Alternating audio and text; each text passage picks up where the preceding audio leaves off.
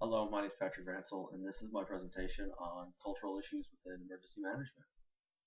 Uh, in order to begin, you have to understand the definition of culture. The one we're looking at is basically the fifth definition you find online, which is the behaviors and beliefs characteristic of a particular social, ethnic, or age group. What this means is basically the style of life that people live.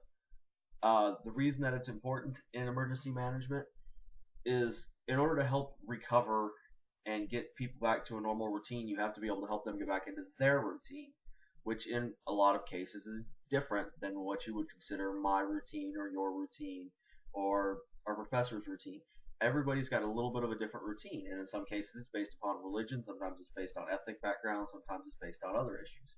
Uh, some of the issues that you would see maybe potentially come up with in emergency management. Uh, Traditional Judaism and Islam do not eat pork. So if you have a residential area that say is very heavily Muslim populated, you would not take a bunch of cans of spam into there as food for them. It's a real minor thing, but it's one of those things that if you show sensitivity towards our culture, it does help to get them going. Another example is Jehovah's Witnesses and blood transfusions. Jehovah's Witnesses just for the simply will not accept blood transfusions.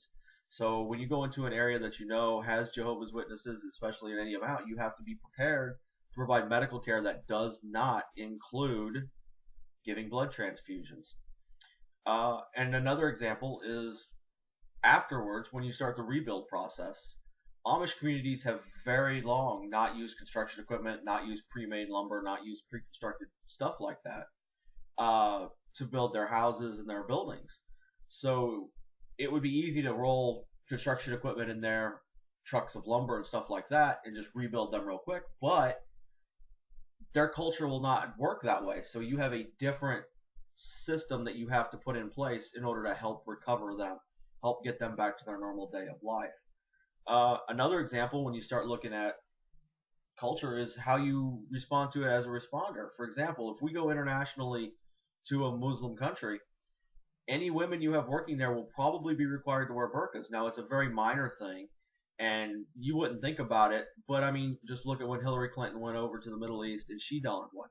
It's a very minor issue, but it's one of those things that could cause a lot more strife than people would normally not understand. Culture within emergency management is one of those things that kind of gets ignored, I think, a little bit. It's it's interesting to me. It was a hard topic to research because there's not a lot on it. One of the best papers I actually found was a research paper from Australia that was written on it, and they have different issues down there because they have Aboriginals and some other stuff like that.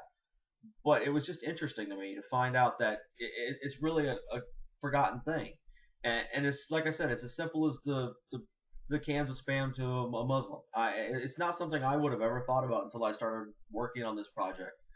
But it's a very minor thing, and that's the kind of stuff you've got to do. Thank you guys for listening to my presentation. I hope you guys have some good questions out of it, and I'm looking forward to answering them.